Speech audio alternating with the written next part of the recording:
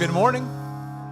Welcome to Vintage. If I've never met you before, my name is Dustin Turner. I serve as the lead pastor of Vintage Church, and we are kicking off a brand new series this morning called Prosper Us, or Prosper Us, or Prosperous, however you want to read that. And yes, we are talking about money for the next 4 weeks. Anybody excited? Yeah, that's what I thought, right?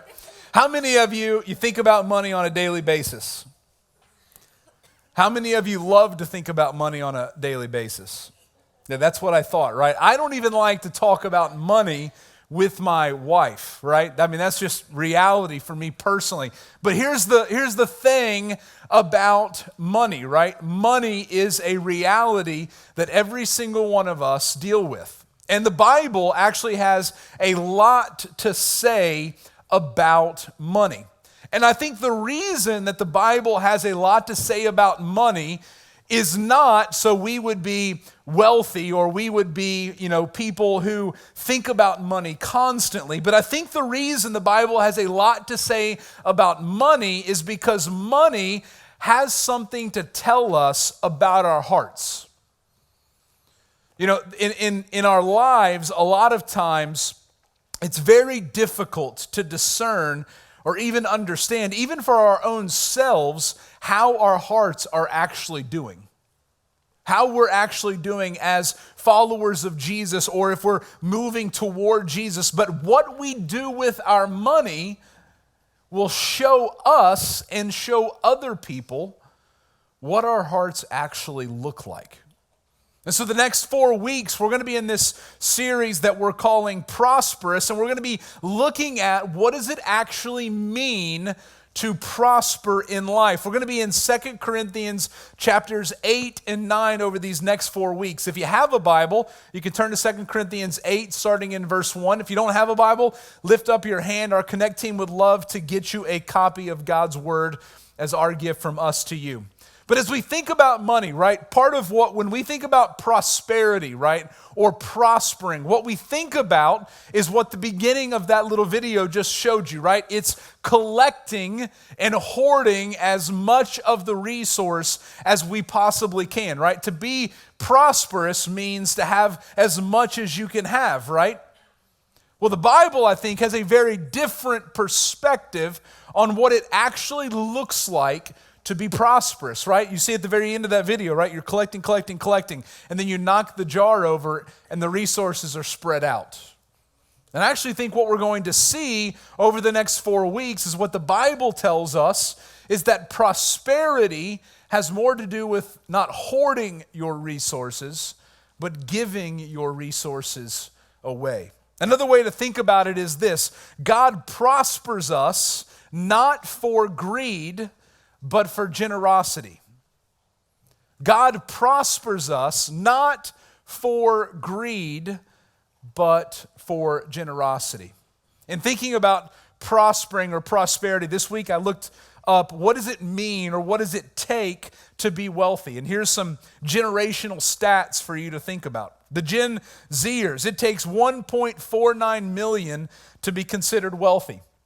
According to millennials, it takes 1.94 million to be wealthy. The Gen Xers, it takes 2.53 million to be considered wealthy. And the boomers, it takes 2.63 million to be wealthy. Did you notice how those numbers just keep climbing, right, with every different generation? Here's what's interesting.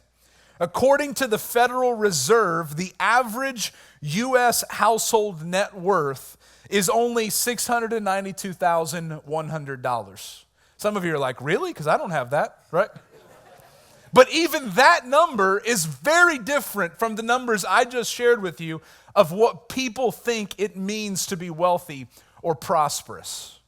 And I think that shows us something about how we think about and how we view money. Montre was just sharing with you about our upcoming Equip Night that we're calling Making Space, Tuesday night, September 17th, right here from 6 to 8:30. And what I'm most excited about that night is that I'm doing nothing but sitting back and listening. and learning. I'm doing no teaching. Why? Because you don't want me to teach you about the practicality of money, because that's not my expertise at all. So what we have done is we've brought in financial experts that are a part of our church. Sarah Bricketto, who's a CPA, Steve Ackman, who does a lot of investing, and then Mike DeYoung, who's also in investing. And then we've got 2 panels of financial experts who are going to be with us to talk about finances. But a few weeks ago, when we were sitting down to talk about that equip night, this is something that Mike DeYoung said that I think speaks to the power of money, but also the danger at the same time. He said this: money is a terrible God, but a wonderful servant. It's a terrible God, but a wonderful servant. And I think that's exactly what we are going to see over the next few weeks as we look at 2 Corinthians 8 and 9 together. Let's read this together, and then I want to give you just a little bit of context to help understand what's happening in 2 Corinthians. Paul writes this. He says, "We want you to know, brothers and sisters, about the grace of God that has been given among the churches of Macedonia. For in a severe test of affliction, their abundance of joy and their extreme poverty have overflowed in a wealth of generosity on their part. For they gave according to their means, as I can testify, and beyond their means of their own accord, begging us earnestly for the favor of taking part in the relief of the saints. And this, not as we expected, but they gave themselves first to the Lord, and then by the will of God to us." Now, before we look deeper into this passage, let me help you understand some things regarding what's going on, particularly in 2 Corinthians 8 and 9, right? This is a part of a bigger letter that the Apostle Paul wrote to a church in Corinth, right? The Apostle Paul was a traveling church planner. He started churches everywhere. He was a persecutor of Christians, and then Jesus appeared to him and saved him, and then he started making churches. And 2 Corinthians has a lot of different topics and content to it. And in chapters 8 and 9, Paul stops specifically to talk about this issue of the collection. And that's what we're going to be looking at. So Paul wrote 2 Corinthians from Macedonia as a response to Titus's report. Titus was a traveling companion of Paul's. Titus had been to Corinth, and then he came back to Paul. So this gives you a little bit of an idea, right? Paul's somewhere here in Macedonia, which, who are the churches he's referring to?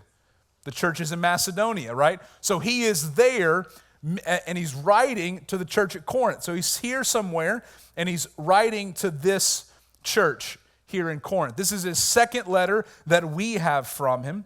The Corinthians, we don't really know why, but the Corinthians, for some reason, had neglected the collection. So a year ago, Paul had went to Corinth and said, "Hey, Corinthians, I want you to take up a collection, an offering for the church at Jerusalem." And we're going to talk about that in just a second. And they were really excited about it. They had a desire to do it, and they started to do it, but then they stopped doing it. And so Paul is writing in chapters 8 and 9 to encourage them to pick back up where they had started. The collection for the church at Jerusalem has a lot of different moving pieces to it, okay? The church in Jerusalem was poor. Compared to the Greco-Roman world, compared to the churches in the Asia Minor area in Greece, it was poorer. In fact, Jerusalem had experienced a famine during the reign of Emperor Claudius, somewhere between AD 41 and AD 54. And so what Paul was, everywhere he went, this wasn't just true for Corinth, it was true for every church. Everywhere Paul went, he encouraged these Gentile Christians, these Gentile churches, to take up an offering for the Jerusalem church. And why did he do that? Well, there's a lot of reasons why. Number one, I think there's the general biblical concern for the poor. If you go and read the Old Testament, you are going to see time and time again that the Moses and God speaking through Moses encourages the people of Israel to care for the poor among them. Number two, I think Paul is referring to the collection as part of our worship, right? That when we would give to care for these other Christians, we're actually worshiping God. It's like offering our own sacrifice. And third, there's an element where Paul is concerned about the unity between Jewish and Gentile Christians. So there's a big difference, right? Jesus was Jewish, right? The Christians became Jewish Christians, but then Paul took the gospel to people who weren't Jews. And one of the most important things that Paul was concerned about was bridging the gap between these two groups of people. He wanted the church to be seen not as a Jewish church, not as a Gentile church, but as the church of Jesus Christ. And so he's concerned, and he thinks one of the best ways that he can do that is by having these Gentile Christians care for these Jewish Christians. So that gives you a little bit of context surrounding all of this. Now, the question I want us to think about this morning, right, if we're talking about prosperity, and what does it actually look like to prosper? That's what I want us to think about. What does it mean to prosper biblically? What does prosperity actually look like? So number one, prosperity is a gift from God.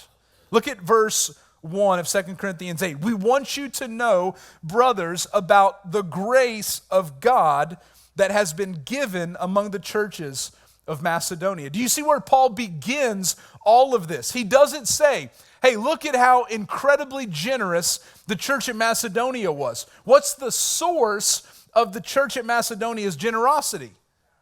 It's God, right? He's the source. And what's funny here is there's a reason Paul brings up the Macedonian church. I mean, he's wanting to spark a little healthy competition among these churches, right? I mean, if you have kids or maybe growing up, your parents did this, right? Listen, your brother is doing this or your sister is doing this. Or listen, your friends, they like to clean their rooms. Wouldn't you like to clean your own room? Right? I mean, that's literally that's what Paul is doing. Hey, Corinthians, look at how awesome the Macedonians are doing at being faithful to the Lord. Don't you want to be like them? I know we would never think Paul would do something like that, but he's in a very healthy way showing them and encouraging them to be like the Macedonians. But he's not going to say they were able to do this because of their own power or their own wealth. He starts with saying, listen, their generosity, first and foremost, is from God. God is the reason they were able to be generous.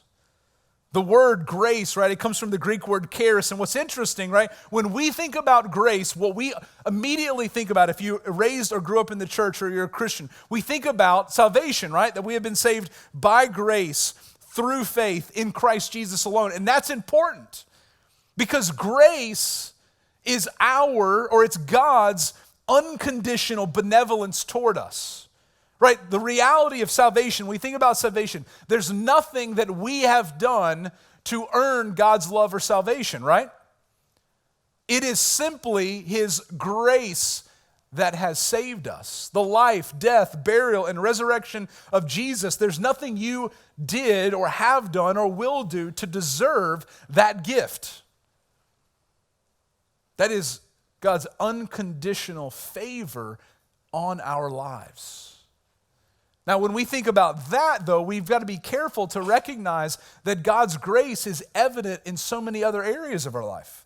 That word charis in the first century had a broad range of meaning, from things like attractiveness, charm, thankfulness, gift, or favor. And so the idea that Paul is trying to get across here is that, listen, the grace of God was extended to the Macedonian churches, and then they extended that gift of grace or that favor to the church of Jerusalem through their generosity.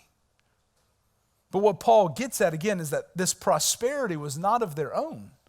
This generosity wasn't of their own. This is a concept found throughout the Bible. When David is about to die, but he's still collecting the resources, King David, he's collecting the resources for the building of the temple. He collects all of these resources, and then he offers a prayer to the Lord in 1 Chronicles 29:14. Look at what David says. But who am I, and who are my people, that we should be able to give as generously as this? Now, what is he saying? Hey, we've been pretty generous, God. Right now, you could read that and be like, man, people of Israel, look at them getting it. But look at what he says at the end of this verse. Everything comes from you, and we have given you only what comes from your hand. You see, what David and what Paul and literally what is an understanding and a teaching from Genesis to Revelation of the Bible is that every single thing belongs to God. Right? That you and I, when we think about our money or we think about our stuff or our possessions, when we think about our very lives, what we think about is that we own it.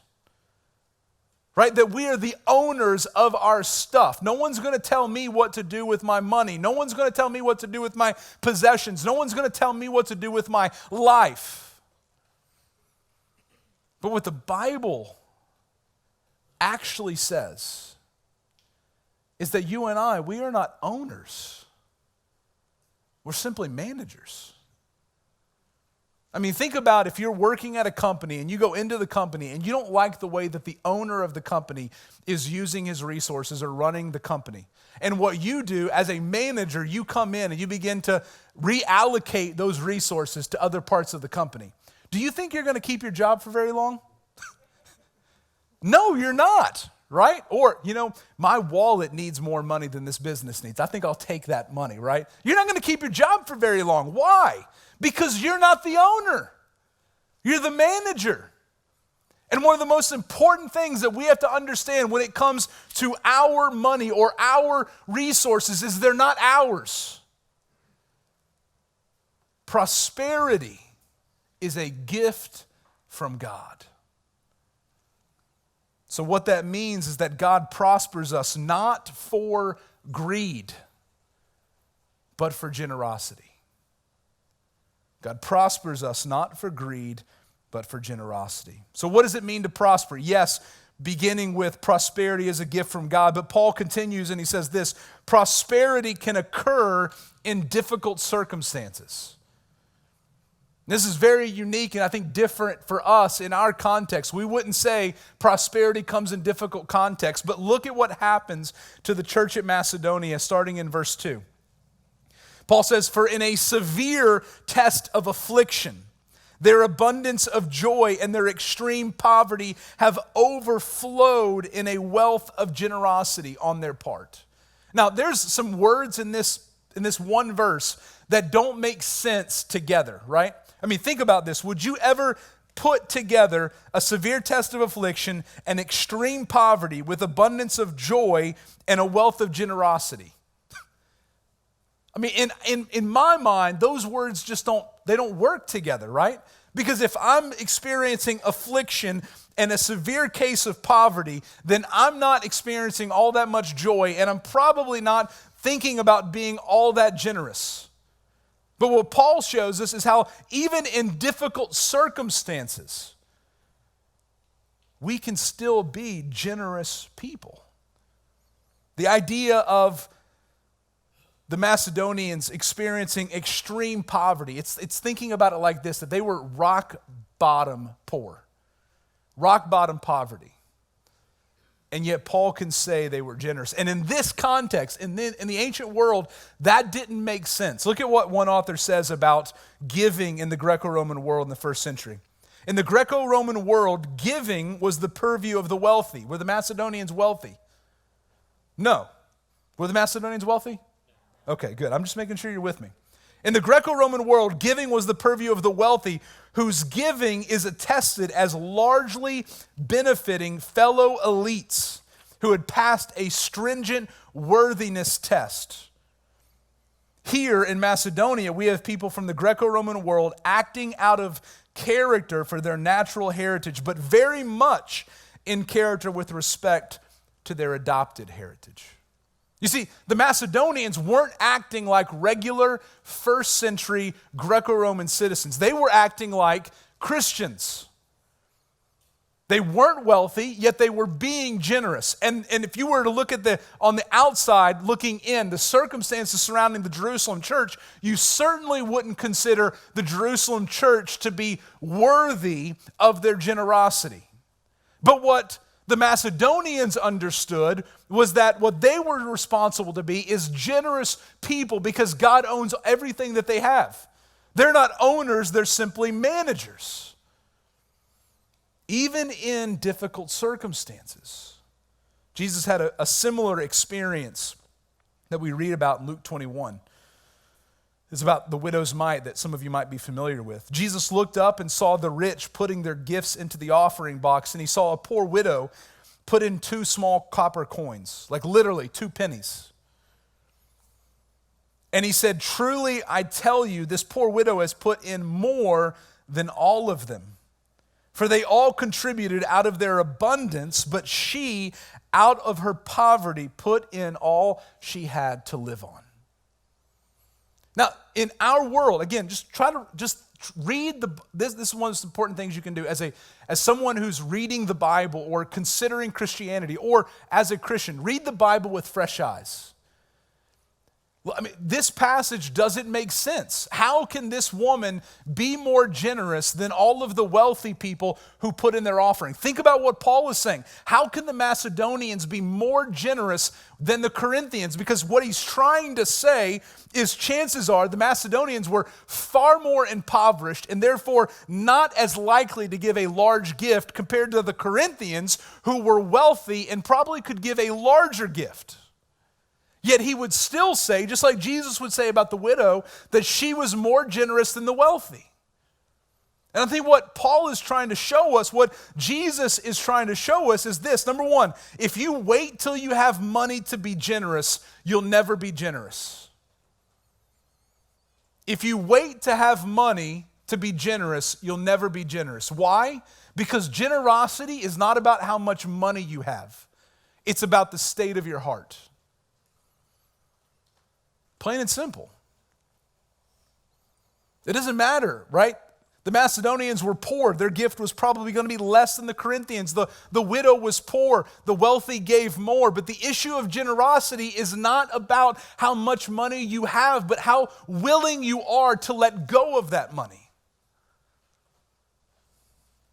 Number two, generosity, we say this often at Vintage, is not about equal giving. Generosity is about equal sacrifice.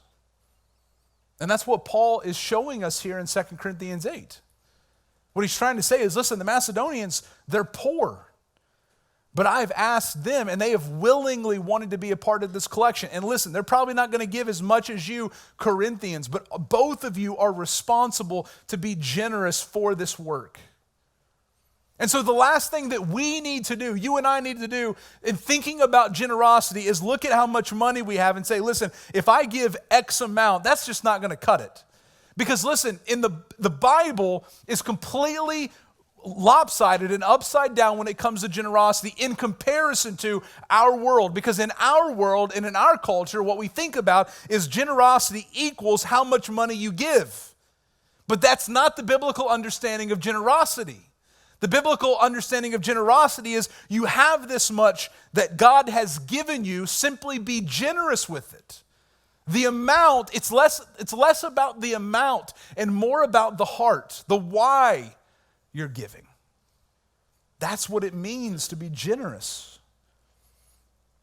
And so as Christians, we are supposed to, regardless our circumstances, regardless of whether we're rich or we're poor, be generous with what the Lord has given us, because it's all His to begin with. God prospers us not for greed, but for generosity. Third, what does it mean to prosper? Prosperity is joyful, voluntary generosity. Look at what Paul says in verses 2 through 4.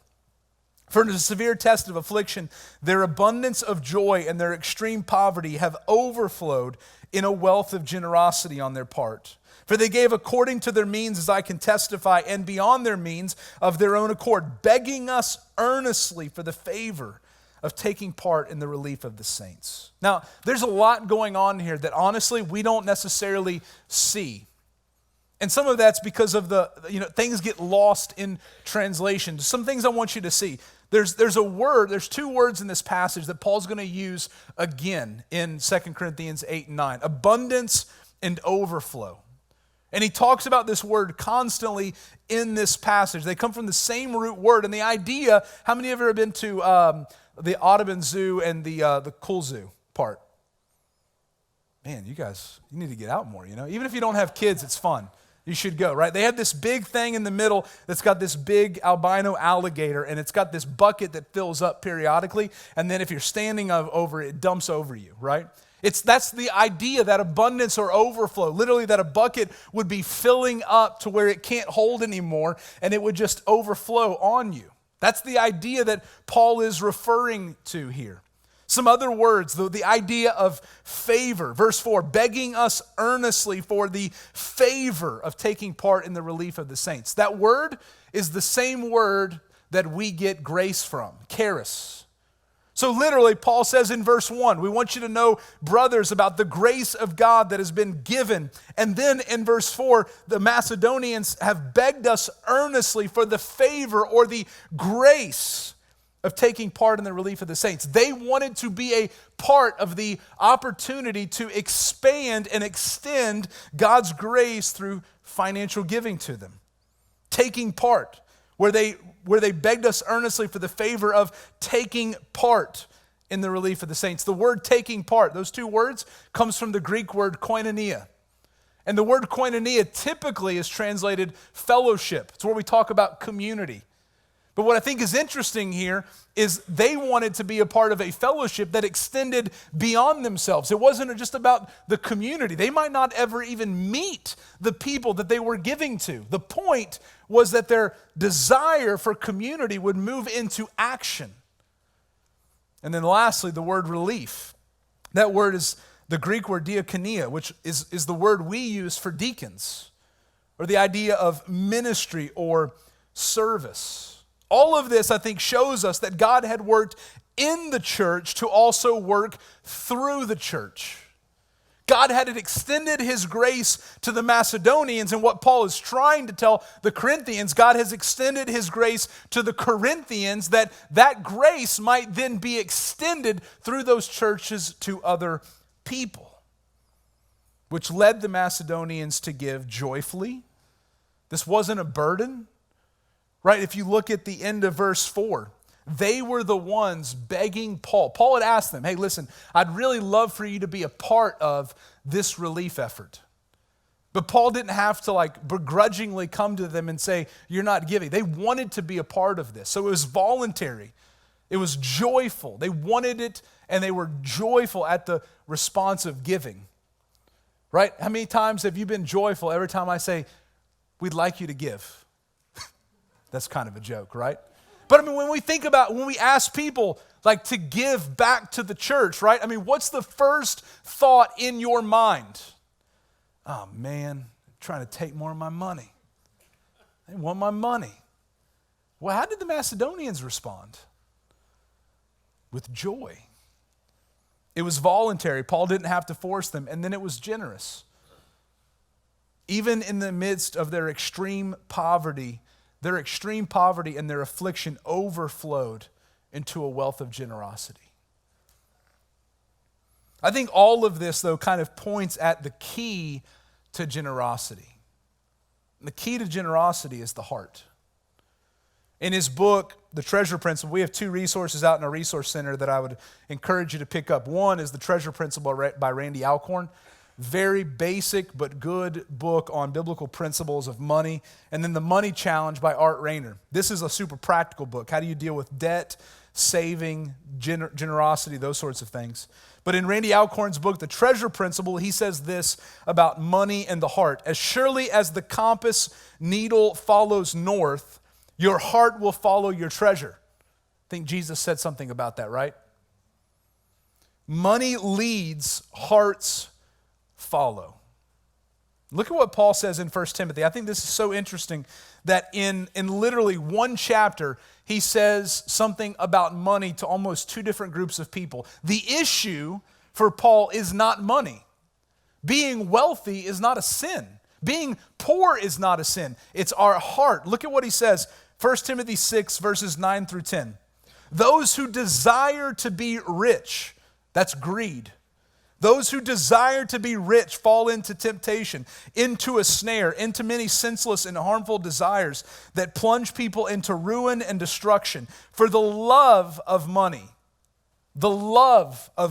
is a root of all kinds of evils. It is through this craving that some have wandered away from the faith and pierced themselves with many pangs. Now look at what he says in verses 17 through 19. As for the rich in this present age. So what he's writing this, what does that mean? In Timothy's church, there are rich Christians, people who are wealthy, people who have resources. As for the rich in this present age, charge them not to be haughty, nor to set their hopes on the uncertainty of riches, but on God, who richly provides us with everything to enjoy. They are to do good, to be rich in good works, to be generous and ready to share, thus storing up treasure for themselves as good foundation for the future, so that they may take hold of that which is truly life. You see, even for Paul, the issue is not money or how much or how little money you have. The issue is with what your heart says about your money. If you struggle with greed, then what you want is more and more and more money, because God is not your God. Money is your God. But if you serve God, then the money is simply a tool and a resource that God has given you. Right? What did I quote at the beginning from Mike DeYoung? Money is a terrible God, but a wonderful servant. And that's part of what Paul is saying here in 2 Corinthians 8 and in 1 Timothy 6. And so just briefly, I want to talk, how do we take steps to be generous? Right? Because for some of us, there's a lot of heart work we need to do. If you struggle with greed, you need to get with the Lord and figure out why you struggle with greed and begin to unpack some of those things. And we're going to talk about that. But how do we practically, maybe some of us, we don't struggle with greed. We recognize we're not being as generous as we need to. What does that look like? So I think one of the first things that you need to do is change how you use your money. We've talked about this at Vintage before, but think about how you would change your spending if you cut, these are just 3 examples, 1 Starbucks drink a week. If you did that for a week, $200 to $250 would be freed up in your budget. Right? Some of you are like, I don't have $200, $250. You would if you cut a Starbucks drink. What if you cut 1 meal out per month? And I think this number is kind of small, so you're eating at like Raising Cane's once a month for dinner. That's $450 to $500 per month that you would begin to save. What if you cut cable? If you cut cable, you would save $800 to $1,000 a year. I mean, that literally, these 3 things, which no one would say, I know some of you would say cable, but we don't need all of these things, right? These are superfluous for us. This would be $1,500 to $2,000 a year. Most of us right now, if we're not budgeted for it, would not say we have $1,500 to $2,000 a year to be generous with. But if we begin to be active and proactive with our budget, we can create space to be generous with our resources. One of the other things that we talk about at Vintage is our generosity ladder. We talk about this with giving at Vintage because I think it's one of the most practical ways to think about beginning to give or taking steps to be generous, right? So for so many people at Vintage, or just think generally about your life with generosity, you've never given before or you've never been generous before. So the first step is to simply do it and begin, right? So you take a first step to become a giver or to be generous. Then you begin to think about it, okay, how can I do that occasionally? Where you don't necessarily have a plan, but maybe once every couple of months, once every 3 months, you might give a gift. You might be generous with your resources. Then you begin to get intentional. Intentionality means there's some sort of plan. At Vintage, when we talk about giving, that's maybe giving monthly 3%, 5%, 7% of your income, right? You're giving it monthly, and so it's planned in your life. It's intentional giving. Faithful, here at Vintage, we talk about that as I'm giving at least 10% of my income every paycheck. And that's where you're taking it up a step to say, I'm not only going to be intentional, but I'm going to be faithful in giving this 10%. And then lastly, And I would just say this, when I think about giving from the New Testament, this is what I think about. It's extravagant giving. That I give above and beyond 10%. Right? When we talk about 10%, that comes from the idea of tithing, right? Old Testament principles, you give 10%. I think the New Testament blows that out of the water. That what the New Testament wants us to practice, which is what I think Paul is teaching us in 2 Corinthians 8 and 9, is a lifestyle of generosity. Why? We're going to see it next week when we look at the rest of 2 Corinthians 8. The example for our generosity is not found among us. It's not even for the Corinthians found with the Macedonians. It's found in Jesus, who gave up heaven to put on flesh that we who were poor might be spiritually rich. And so the New Testament, listen, when it talks about giving, it's saying, listen, nothing is yours, right? We just looked at that. Nothing is yours. Everything is God's. Therefore, be generous with it. But for some of us, when we think about generosity, we need to take active steps to be generous. If you've never been generous before, or you've never cultivated a life of generosity, you're not going to be able to wake up tomorrow morning and just begin to be generous probably. Because all of your resources are somewhere else. And you're going to have to begin to take active steps to practice generosity. God prospers us not for greed, but for generosity. Lastly, what does it mean to prosper? Prosperity is first and foremost our response to God's grace. Look at what Paul says at the end of verse 5. And this, not as we expected. So Paul wasn't even expecting this, right? He had asked the Macedonians to be a part of this offering. And this, not as we expected, but they gave themselves first to who? To who? It's up here on the screen. To who?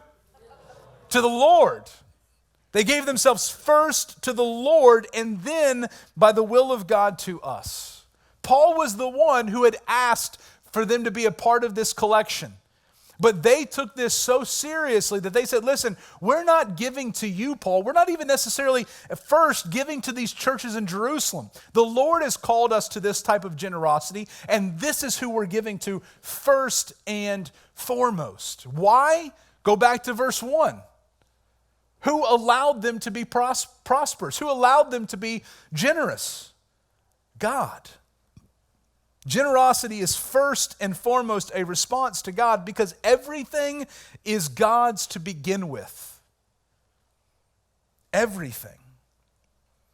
So as you think about your giving, I want to encourage you to think about why you do not give, why you do not practice generosity, and at the same time, why you do give. 3 things that I thought about this week. Number 1, why do you not give? Discontentment. Perhaps some of the reason that you're struggling to give is because of greed. And you're trying to keep up. You're trying to look better. You're trying to look like you have a lot of money. You're discontent with what the Lord has given you. Number 2, and this is a reality for most of us in this room, debt. Raise your hand if you're in debt. I'm kidding. No. Some of you are bold. I saw that hand. Right? We don't want to admit that. And debt, whether we like it or not, is a hindrance to our generosity. Again, shameless plug, come to the Equip Night, September 17th. You're going to hear a lot about that. But we've got to deal with our debt. 3rd, disorganization. Right? Part of the reason sometimes that we're not generous is we don't even have a budget. And so we're spending our money willy-nilly, who cares what we do? And then we come to the end of the month and we're like, man, I wish I had another $100 to give the church, or I wish I could take that person out to eat. And you can't because you've been disorganized with your budget. So some reasons why we don't give. Why do we give? And this question, listen, is just as important as the previous question. Because you can give for the wrong reasons. If you give to make yourself feel better, is that what Paul says is the reason to give? No. Do you give for others? And listen, it's important. Paul is wanting them to give for the church at Jerusalem. But the ultimate reason we give isn't for others either. Ultimately, the reason we give is for God. Because it's first and foremost an act of worship because of His grace given to us. because he owns everything. He has everything. God prospers us not for greed, but for generosity. As we close, I want to encourage you with a few takeaways, things to consider this week regarding giving. Number one, thank God for his generosity. Right? Everything that you have, your money, your house, your car, your food, life, is because God has been generous to you. He's extended his grace to you. And so one of the most important things that we can do is thank God for that generosity. That's why we worship God. That's why part of the reason he deserves our praise. Number two, check your heart. If you struggle with greed, you've got to deal with that. Because stuff has become the God you worship and not the God who deserves your worship. And before you ever can become generous, you've got to deal with the greed that's in your heart. Number three, take steps to become generous. Some of you desire to be generous, but you're not quite there yet because you're disorganized or you're dealing with debt or whatever's going on in your life. So just think about one practical next step you can take today to begin practicing generosity tomorrow. And lastly, give generously.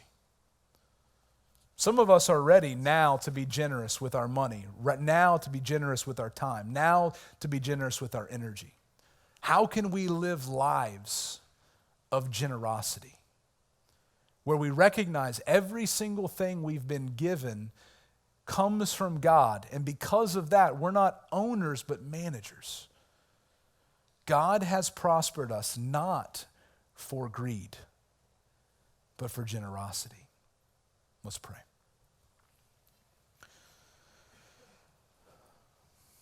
Father, we love you. And we are beyond thankful for your generosity in our own lives. God, for the grace that we have found in the Lord Jesus in saving us, in restoring our relationship with you. God, to the food we eat, to the breath we breathe, God. Every single thing we have is a good gift from you. So help us to thank you, God. God, for our hearts, I pray that every single one of us would take a look at our hearts. And if we're struggling and dealing with greed, God, that we would deal with that we would recognize that money is a terrible God, but a wonderful servant. And for every single one of us in this room, God, help us to live lives of generosity. Because it is your money, it is your resource, it is your life, God, that you've given us to steward. And so help us now, Father, as we respond to you. We ask all this in Jesus' name. Amen.